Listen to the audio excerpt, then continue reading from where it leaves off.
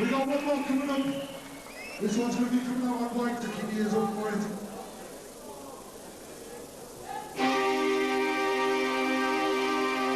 At this particular time, you couldn't go in a nightclub unless you were wearing a shirt and a tie.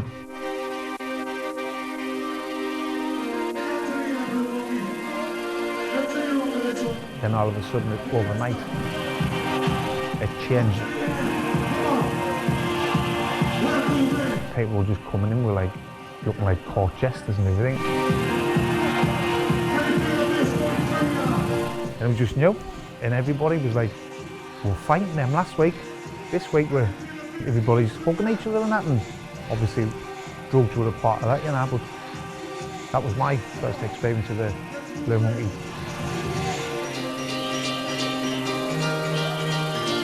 Come on, get your hands in the air. Last one. Let's see you stop it. Destroy side. Here we go.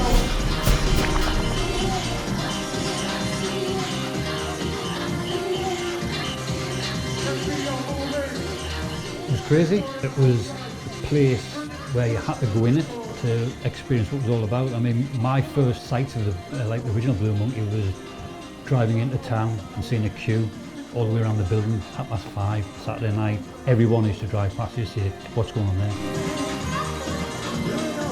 I think because it was new, you had to be there to experience it. It was like a revolution. The people that were going from all walks of life, it wasn't just a certain type of person, you know, everyone was enjoying the music, they were dabbling in the drugs, just everyone was just seeming to get into it. It was new, it was brand new, like you kind of go back to maybe either hippie or rock or whatever era of music that you were in at the time. This was our era, really. One thing we used to say to people was like, if you don't know, you'll never know. So literally you've got to go in that queue, you've got to go inside the building and see what it's all about. I came from like the licensed trade to do all-nighters in like the rave scene. Just never seen anything like it. It was like a football match, like inside a club, the noise, the intensity, and the crowds. It was, you know, like you never saw a quiet night in there ever. The first all night was amazing, you know, and to see your club full all night and people so happy to leave at that time in the morning. I mean, it was mad to think that people were going to not go home at 2 in the morning. I'd be leaving the building, the car park over the road would still be chocker, and they'd be like, everyone would say, oh, like, come on, let's go down to Hendon Beach. And I was like, God, they're still going strong, this lot, you know what I mean? I just wanted to go home and go to bed. We did have a guy, actually, there was a guy called Austin Science who was a lawyer who worked for us at the Eclipse in Stockton as well. And he always had a loophole. He found the first loophole in the law to be able to run these clubs and have an all-night licence, you know, and it was based on a private members only, which is what the After Dark was based on. When he opened the venue, it was what that was based on. It was kind of what everything was based on, and it was just a loophole in the law. And he was the lawyer that everybody used, because he was the guy that could get us on it and keep the clubs open. Yeah, Austin Science, what a man, what a man.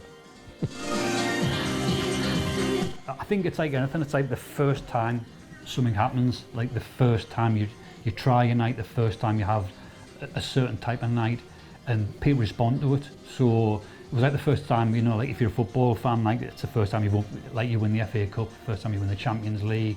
Everyone said I was there that night, you know, and it was the best night ever. It was like a different club every week, and it just felt like the interest was always there. So if that's what I thought as, you know, the manager, all the people that went and paid in, they must have been on a different level. Thank you very much, Blue Monkey. Why don't you all enjoy yourselves? I'll see you again. Alright, Champion, destroy us. Well done. Right, let's go. Exhale here. On the wheels of steel. 1, 2. Only 10 out there. It's the bad night time. Sounds of the Dynamite Posse. MC Jukebox and DJ XL. Get ready for the rush. Where's the hands in the air?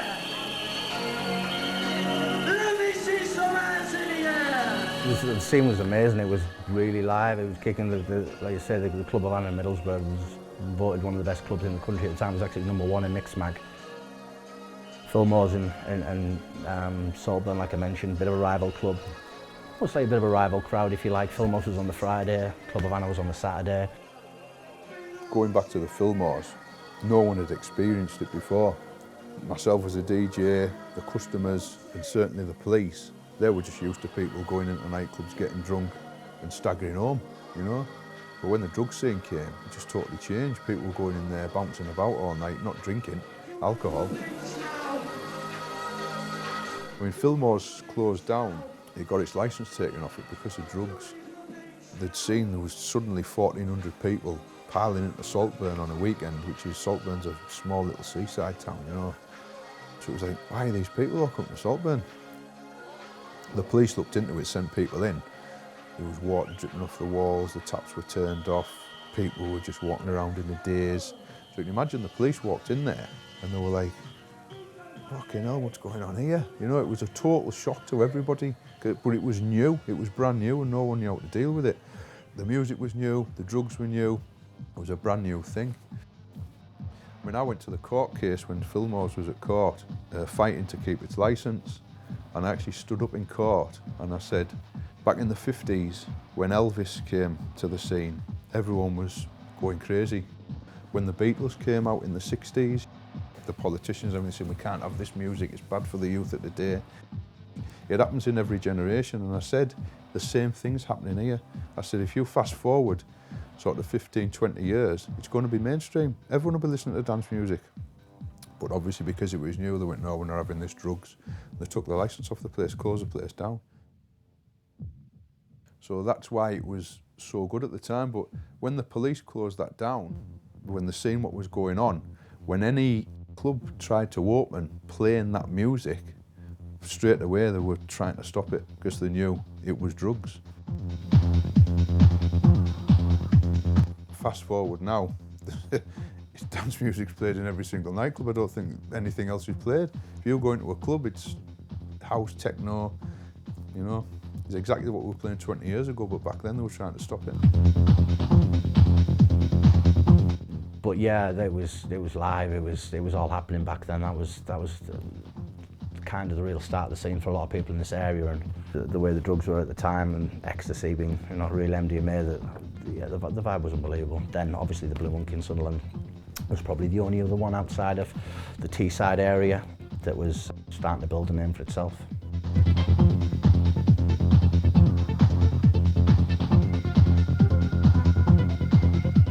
There was no internet, there was no MTV.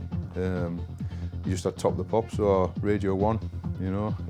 So if you wanted to listen to new music, you had to either go to these nightclubs or pirate radios. You know, so that's what made it unique. You know, it was the only place you could actually go and experience this sort of music. Adrian Street was the number one. He was there week in, week out, and again he was so progressive. He knew what was happening, and the kids loved him, absolutely loved him. You know, and then we had, as I say, like Smokey Joe, who would come, who was a little bit of a contrast to Adrian, and we used to have some quite heated discussions in the office afterwards about who was playing the right music for the right night. So you had those that were the main two, then you had up-and-coming ones, and your MCs, you know, the likes of G-Forces and things like that, Excels.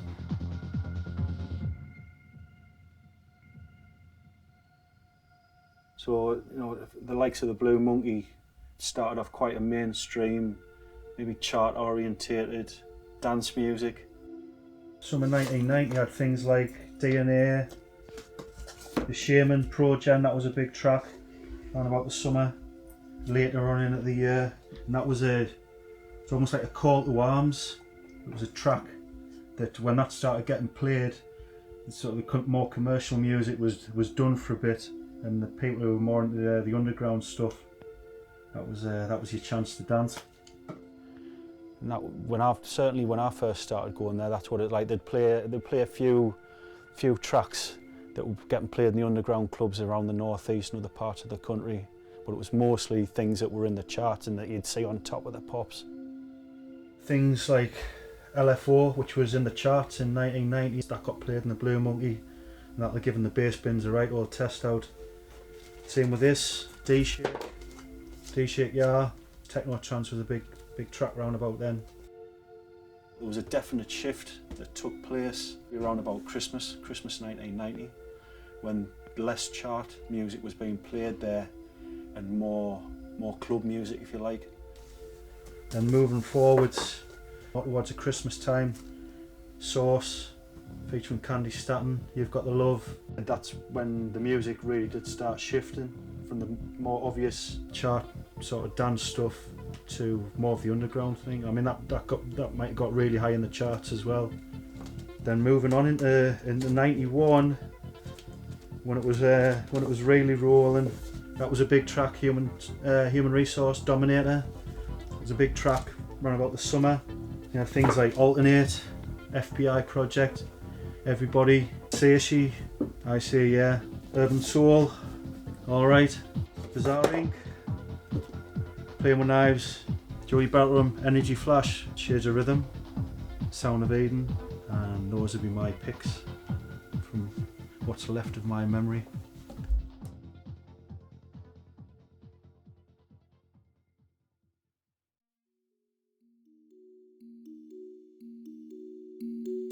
Back end of the 80s, there was a lack of jobs, things like that, you know, and there was a lot of people disassociated with a lot of things, and they were looking for a direction, and maybe it's a saying, something to just feel as if they belonged to something, you know.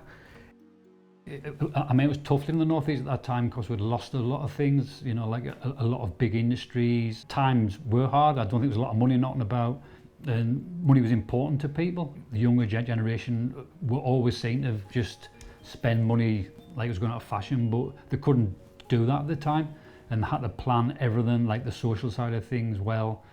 And I think that's where the club actually fitted in well, because they knew it was a weekly, it was a monthly, and they would use the money for that. So that gave them something to look forward to. I mean, in the North East, you've either got like your social side, you've got your football, which is still massively important to people. And if those things weren't going right, you needed an escape, and I think the Blue Monkey and the dancing came along, and it gave people another reason to have some pride in themselves and get themselves out there and so socialise when it would have been so easy just to hide away. So yeah. The drugs was a massive part. Some people don't like to admit it, but it was. Without the ecstasy, you know, there wouldn't be a rave scene, and everyone, you know, wanted to dance to a certain type of music. You couldn't do it in your general commercial nightclubs, you know, so these rave clubs were just the place to be at the time. So it was a mixture of the music and the drugs coming together. And you could see little things that were creeping in. The vibe was changing, you know, it's people were doing what they're doing, serving up, making the money, and you know, when people are making money that way, it's always going to get a bit darker. To me, the darker side was the side that built the scene. The drugs were a big part of that scene. However, with that came people who didn't really see the scene for what the kids were seeing it for. Kids were seeing it as a place they could escape, a release, somewhere where they could feel different. You were inside that one building, nothing else around that building mattered. And people could see that these clubs were becoming popular, and they were charging, say, a tenner or whatever, and before you know it, you're thinking, 500 people. And somebody was going in there and they're selling a tablet for like 10 quid. Before you knew it, it was more really about these drug dealers, and obviously that person over there would want to sell 500 tablets into this club. But to do that, he'd have to put him out, who was already selling them, out of business. You know, the drugs were becoming a lot more sort of prominent, and the problems that drug taking in the clubs around about then was creating, whether that be like people getting taxed, people getting good hidings in the club off other lads from different areas, the doorman. You know, it was probably been a harsh time. So there was a lot of money to be made, and if you're wanting to control all of that, you're going to do what you're willing to do. Certain clubs were run by gangsters, and these clubs, like the After Dark, they didn't have a bar. Okay, they sold soft drinks, but they weren't making the money that like the licensed premises were. So they relied on the door money, but also they realised they could make a fortune off the drugs. the owners or the people behind these clubs just wanted the other clubs shut down. So obviously hoping that if that club was shut, everyone would go to their club. They'd do anything to close them down. People were threatened, people were attacked, clubs were burnt down, you know, it's all gone on. And that's all it was, just to control the customers and make more money. There was a lot of rivalry there between gangsters. There were gangsters coming down from Newcastle to Stockton and Sunderland.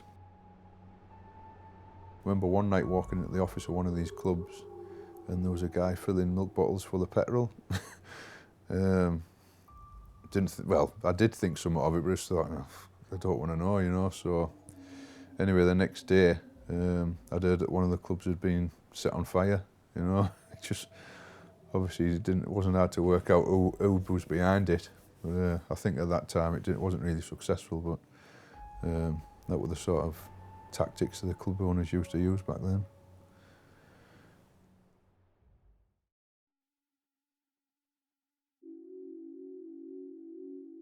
My name's Kenny. I was part of a unit that was involved in drug investigation for Northumbria Police. By the late 80s, early 90s, the music scene had evolved and yet traditional nightclubs were starting to be superseded by your larger venues that tended to be in old bingo halls and old social clubs. And it became apparent that a number of these clubs had a seedy side to them. Along with the music was the drug scene. I mean, you would get bus trips coming in, coach trips coming in from all over the region.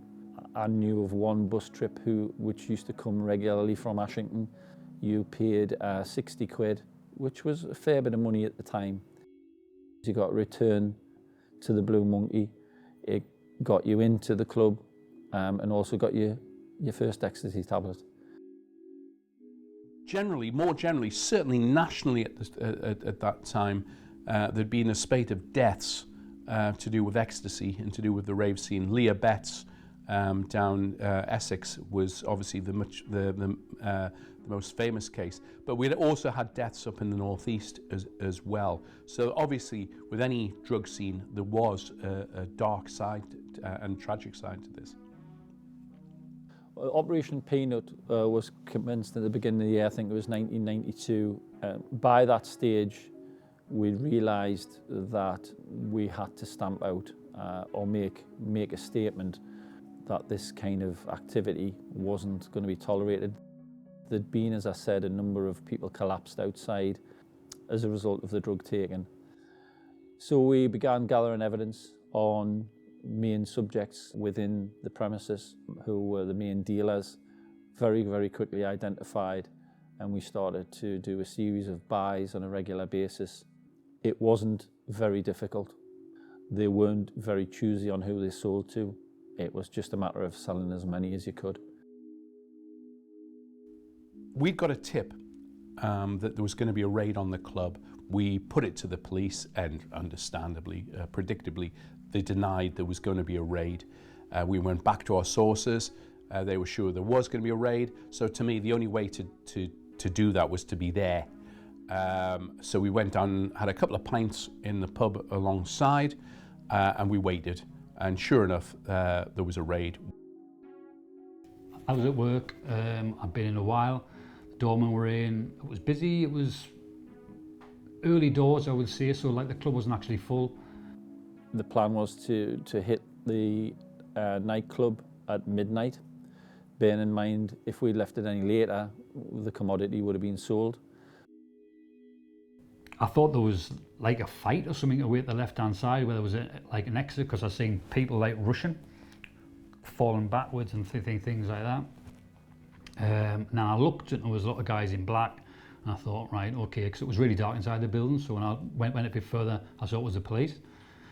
Literally the music stopped. I heard a voice over the microphone which went all over the club, and the PA just says, "This is Chief Inspector so-and-so, this is a raid, they're like the police are here," and it was more or less just saying that everyone was going to be searched, everyone needed to remain where they were.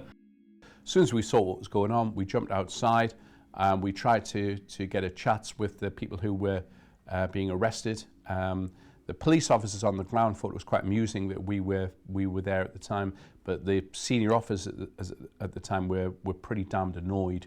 But obviously information had leaked out. There was over 200 officers. How do you get 200 officers to a venue? I think it was probably the SIO came up with the ingenious idea of a removal vehicle with a drop-down tailgate.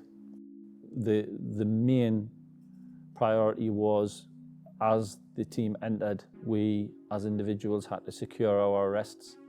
So I had to basically stand and watch, make sure that I was near my specific target, the guy who I'd been buying off for the best part of 2 to 3 months, to make sure I could secure his arrest. So I had one eye on him, one eye on the door, and spot on at midnight, the team came in. I basically took out my allotted target. I took him to the ground. Initially, I think there was a bit of shock by the people around him. It probably just looked like a fight to them. I kind of had an idea where he used to stand, so the team that were to secure me were there very, very quickly. They did a very good job.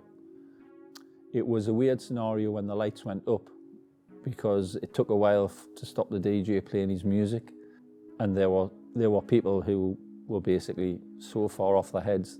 To this day, I don't even think they realised what happened. One of the strangest things I remember was when I secured my subject and I removed him. We had him handcuffed. As I was walking out, I became very, very mindful that it was almost like walking on eggshells.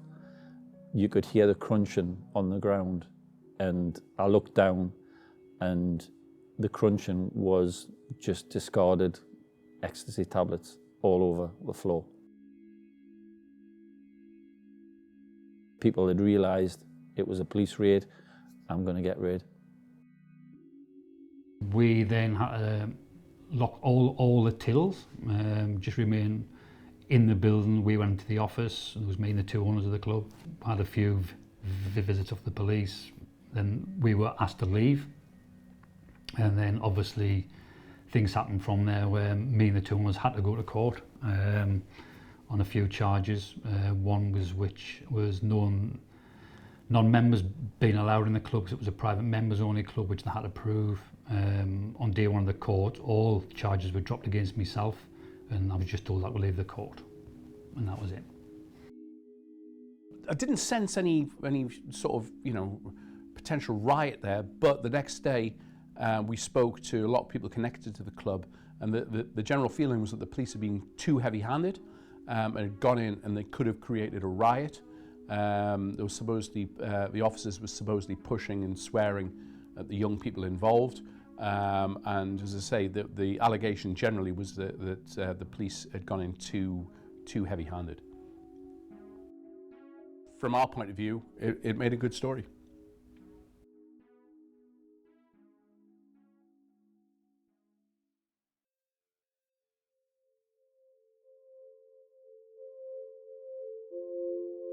But at the time, I mean, I was there on the last night it closed.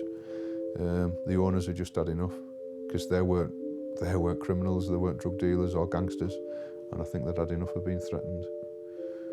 A few of the club owners actually wanted to buy it at the time. They wanted to keep it remain exactly the way it was, but the 2 owners they didn't want to sell it on at the time. So then they thought, right, we'll go down the route of just having it as a dance venue, private members club, everything like that. And there was still a lot of work going on inside the club to to reach a generator and everything like that, because at the time things needed to change, and then obviously things happened after that where the club was obviously burnt down.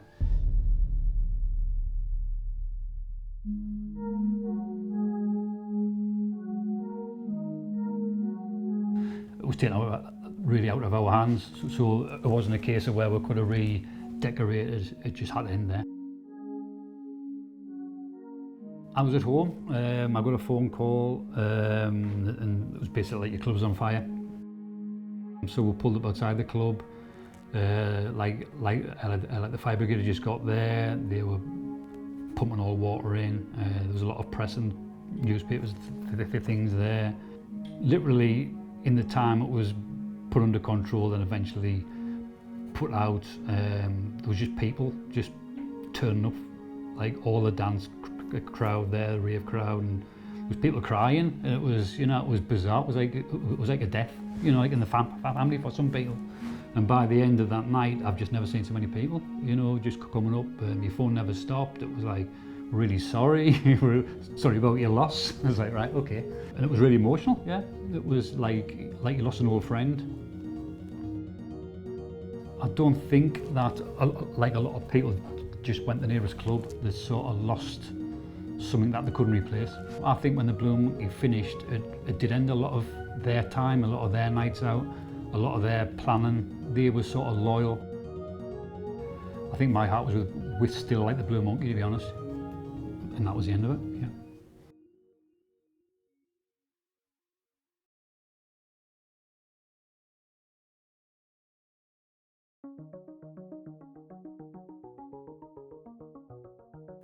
The New Monkey opened October 99, but it had a different idea to the Rave. Apparently it was going to be some sort of house club, which was a load of bullshit in the end. It was just a rave. I was there on the opening night, but it was like, they used to play house music then. It wasn't like McKenna. And when it opened, it wasn't as busy as everyone expected, but it just gradually got better and better and better. Yeah, you used to have rave clubs, it was the Coliseum, and when that was opened, After Dark 2 was still going. The two people under at the same time, which was the Robs, which were the gangsters back then. Coliseum shut, After Dark picked up, and then obviously that was due to shut because the Robs still owned it, and then David Mal owned it later. So the New Monkey was the next one what was coming. You've got one in Shields, you've got one in Sunderland, you've got one crowd to fill two clubs, so obviously only one of them's going to be full. So until the After Dark shut, it was kind of shit. It took a while to kick off, but because it wasn't at over 18s and they had no drink licence, you got a lot of young ones like probably saying to the mum was staying at such and such tonight, and they're probably in the New Monkey, having the best night of their life, you know what I mean? So for the younger generation, it took a massive impact because obviously you could get in if you were under 18. You can't get in nightclubs, you know what I mean?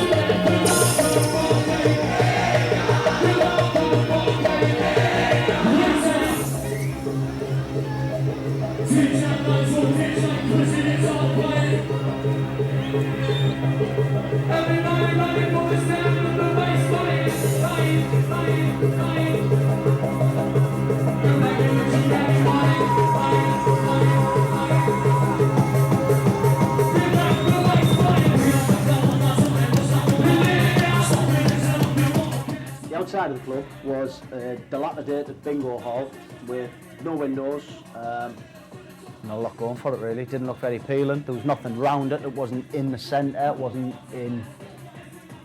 There was nothing sort of. There was, you know, a few houses here and there, and it was on its own, which was again part of the attraction. Well, it didn't look too good from the outside. Could do with a lick of paint, like. It just looked rough as out, you know what I mean? When you walk up to it, shows a shutter down and that, and when you walked in, there was a glass front. You had a big dance floor, you had a chill out room, serve food, pot noodles, ice pops, etc. Then you'd look up, and there was like a balcony with the MCs on, big balcony going all the way along. Everybody likes to chill out on the balcony, you know, you'd get up on the balcony and you'd look over watching the DJs, or you'd go to the other balcony on the other side of the building, and that one was where the MCs were. If you walked all the way along into the corner, you could look over at the DJ, so you were higher than the DJ because the DJ box was raised. You'd look down at the DJs, you could watch them mix, and on the plus side there was a little hole in the ceiling that would leak, kind of leak on you and cool you down as well, which was a bonus because it was a sweat box. You could tell it was run down, you know what I mean, but I don't know, I just had something about it, like, just the setup was perfect. It wasn't just that you were going to the New Monkey at Club so-and-so, you were going to the New Monkey. and that was special in itself as well. There's not that many clubs or, you know, there's not many brands around that do that. That was a bit of an old school thing, old school rave thing. I'll not describe the toilets like. Well, I can't actually like, they were like, do you not train spotting the toilets? That's what the toilets were like. There was rarely trouble. There was less trouble in there than there was in any nightclubs or the town centre or whatever. The atmosphere was a rave atmosphere. It was, people were there for one thing only. They were there to dance, listen to favourite music, favourite MCs, DJs. It's what you want from a rave. It's not what you don't go for. Kind of egos and stuff like. Everybody sort of knew what everyone was there for. So it was, and there was, you know, you could stop somebody walking past you and where you from, mate, and you just instantly you were getting a 5-minute conversation out of them, where they were from and who they came with, and you know you'd know somebody who they came with or whatever, and there it was, friend for life.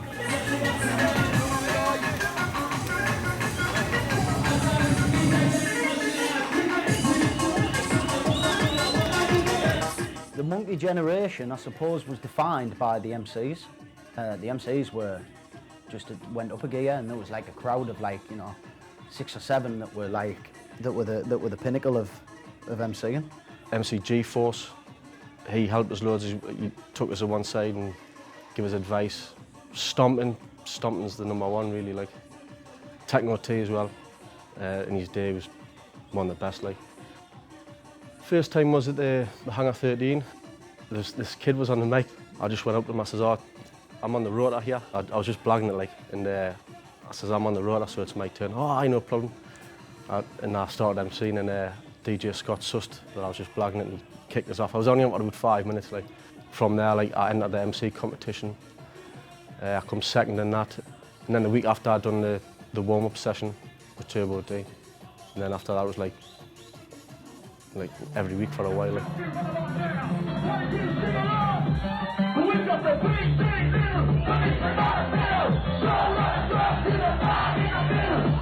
It was 2002. I spoke to Keith Matrix. I asked him for a set, so he put us on the guest list. I went up and I'd done about a quarter of a set, half a set with DJ Nitro, and he got my phone number and he says, "California, we'll have you on next week." But by the time he had the chance to phone us, I've got a friend through Chester Street, and she'd been speaking to Davey Mullen and told him I'd have a listen to the set. And she says, he's over the moon. She says, he's going to phone you, and there's going to be a set every week. So I got a phone call off his number, and he was like, "Hello, it's Davey Mullen." He said, "Turbo D." He says, "I was outstanding." He went, "There's a job there for you every week. I want to see you up there every week." I just went from there. Davey, who had the after talk, he obviously told we'd got the place over Sunderland. I think the first real time we went in was the Millennium, New Year's Eve. We went through the door, and it was the club's first time, you know what I mean? Well, all our mates were in the after talk, and like we said we'd kick the monkey off for Davey when there was about fucking 20, 30 people, and it was New Year's Eve. So we just looked around for this, found this guy with his hat on and his white gloves and a glow stick, and says, "You want to be an MC tonight, mate?" "Yeah, okay, there's the mic." We all fucking off to the after talk, and this kid was buzzing his chops off, you know what I mean? Don't know whether he was good or not. We just knew he'd got the job. You know, that was my first experience of the monkey.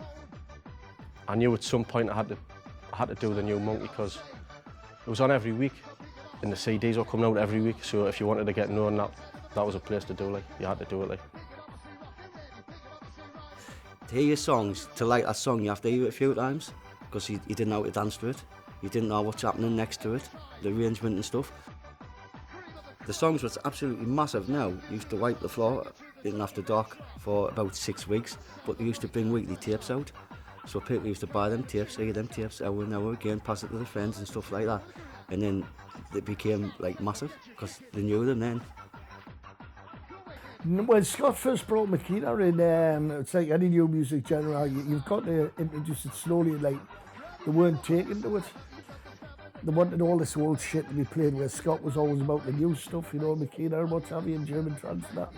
One was looking for the next big thing, and this Spanish stuff come in, and it didn't really work at first. You used to get a couple more every week that on, and that was late '97. And then 98 they started to get more and more, and then by 99 it was loads of it. But it was hard to get because obviously the imports. You just had to go all over the country find bits and bobs of it. Like you got the North East Rave scene, which only big in the North East. The McKenna's only big in Barcelona. There'd have been nowhere else that would take a 20-year-old Spanish techno tune, a 15-year-old German trance tune, and mix them into an Italian dance tune from the 90s with old school UK hardcore tune, which was, you know, made and you'd mix them all together in a set. And that was ours, and can't think of anywhere else where you'd get that. A lot of it was old European music. It was the North East, you know, we knew about it. Scott Brown used to make bouncy techno in the early 90s up Scotland, and that was big down here. So it's kind of an advanced stage of that, and that's what we love, you know what I mean? And that's why the North East scene is different everywhere else. It eventually became popular in there, but when it first came, the monkey wasn't about Makina when it first started off. It was only just about playing all the old stuff. You know, change is good, difference is good. It's like, you know, it's not necessarily out with the old, in with the new, it's just in with the new. Monkey. The new monkey was like a cult thing. It was all young'uns. It was mainly young'uns, yeah, there's one or two old ones, but mainly a younger generation thing. You know, and they all had the stripy jumpers, Rockports, uniform. They reminded us of the skinheads years ago, you know what I mean? It literally became a cult thing. Rave up to before that point hadn't been about a certain section of society, it had been about everybody.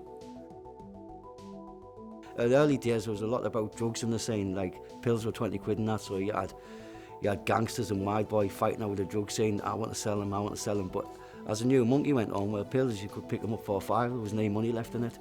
By the time I was starting to do stuff, all the bad stuff and all other people had been and gone, because like when they first came in 91 and that, or 90, that's when you were getting 20 quid a pill. Obviously if you had 1,000 pills, it's a lot of money, you know what I mean? So that's why you had the drug wars and people fighting and all that. They just wanted a piece of the cake, you know what I mean? And it's like, obviously, less money in it, people can do something else. So it wasn't really any different, apart from it didn't have the drug dealers or the gangsters, because when the Coliseum got raided, well, all them went to jail. The bust at the Coliseum was over the top. I was surprised the new monkey got away with it as long as it did. You know, don't get me wrong, people were just going there enjoying themselves. You know what I mean? For me, they should be investigating they should fucking ban alcohol. Look the state of the streets after the pub shut. You know what I mean? Once the police started doing clamping down and doing like cases on them, and it was game over. Game over. But it was good while it lasted. It was good while it lasted.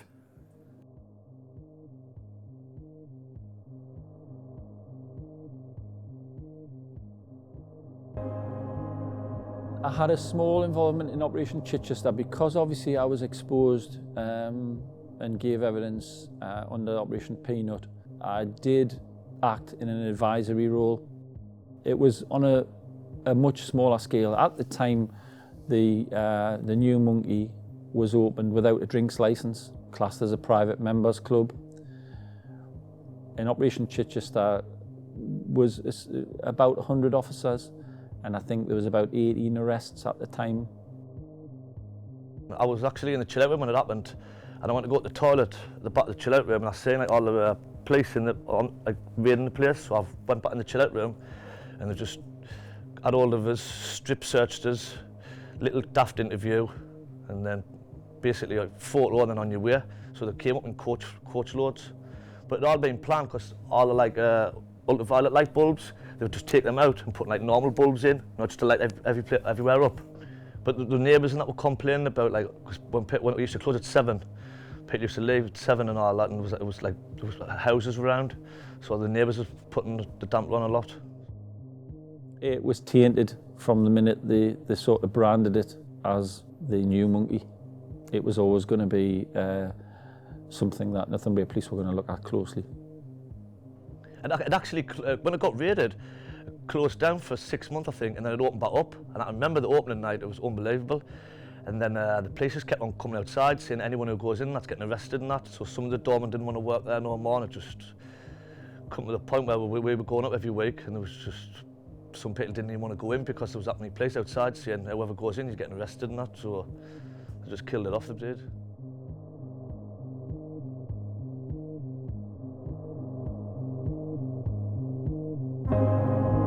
Monkey holds legendary status and is still talked about and still missed because it was an era-defining club. There was a full generation that latched onto it and grew up through it.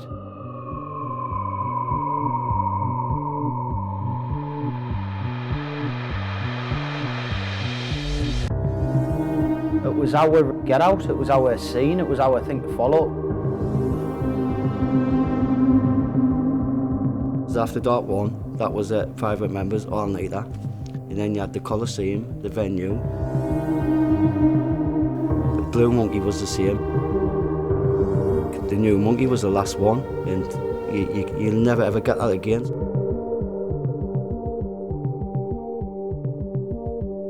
I think it was the people. You'd never seen so many happy people in all your life. It was this big family of people. It was as if being a young kid, it was just wanting to explore his oneself and just go somewhere and just let it all loose.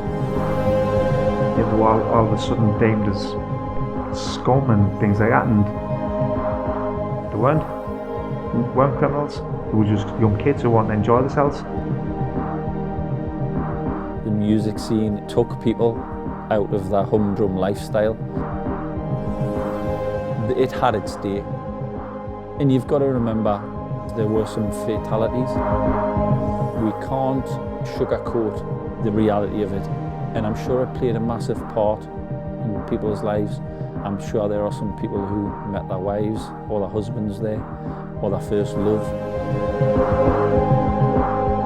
But I'm sure if they look back and they ask themselves the question if it was their son or daughter engaging in the drug activities that were going on there, I'm sure they would think long and hard about it.